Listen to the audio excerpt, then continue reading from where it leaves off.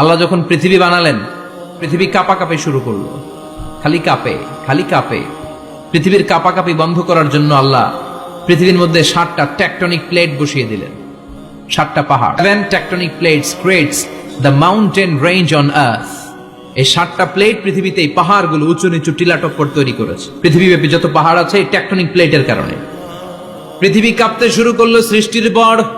পৃথিবীর কাঁপাকাঁপি বন্ধ করে দেওয়ার জন্য আল্লাহ পৃথিবীর ভেতরে পাহাড় ঢুকিয়ে দিলেন।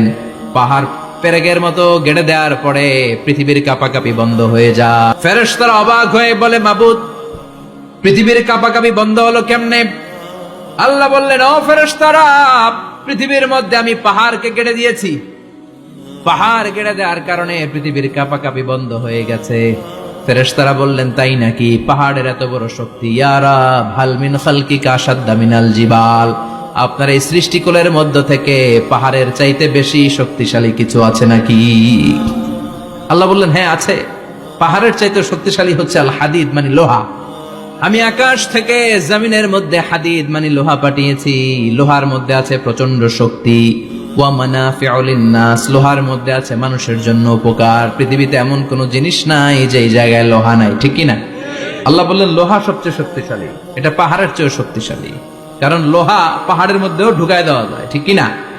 ফেরেশতারা বললেন, আল্লাহ, হাল মিন খালকিকা আশাদ মিনাল হাদিদ, আপনার এই সৃষ্টিকুলের মধ্যে থেকে লোহার চাইতেও কি শক্তিশালী কিছু আছে?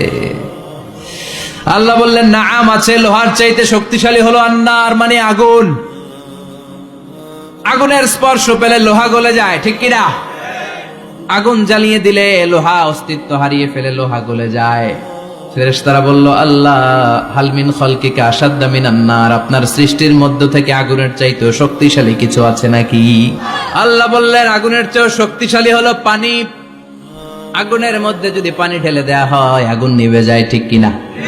ফেরেশতারা বলল, আল্লাহ, হাল মিন খালকিকা আশাদ্দা মিনাল মা, আপনার সৃষ্টিকুলের মধ্যে পানির চাইতেও শক্তিশালী কিছু আছে নাকি? আল্লাহ কইলেন, আছে। সেটা হইল আর রিহ, মানে বাতাস। সুবহানাল্লাহ কোন? কারণ বাতাসের ঝাপটায় পানি দোলা খায়। বাতাসের ঝাপটায় পানির মধ্যে উচ্ছ্বাস তৈরি হয়, সাগরে জলোচ্ছ্বাস হয়, ঠিক কিনা? বাতাস ধাক্কা মারলে পানিতে দোলা লাগে, সিডর হয়, নার্গিস হয়, আইলা হয়, মহাসেন হয়, ঘূর্ণিঝড় হয়। পানির চাইতে বাতাস বেশি শক্তিশালী। ফেরেশতারা অবাক হয়ে বলে, আল্লাহ, তাহলে আপনার সৃষ্টিকুলের মধ্য থেকে বাতাসের চাইতেও শক্তিশালী কিছু আছে নাকি? আল্লাহ কয়, আছে। ফেরেশতারা বললেন, বাতাসের চাইতেও শক্তিশালী যদি কিছু থেকে থাকে সেটা কি? আল্লাহ বললেন, সেটা হলো মানুষ, বনি আদম, আল ইনসান। তবে ওই মানুষ যেই মানুষ দান করে। কি করে?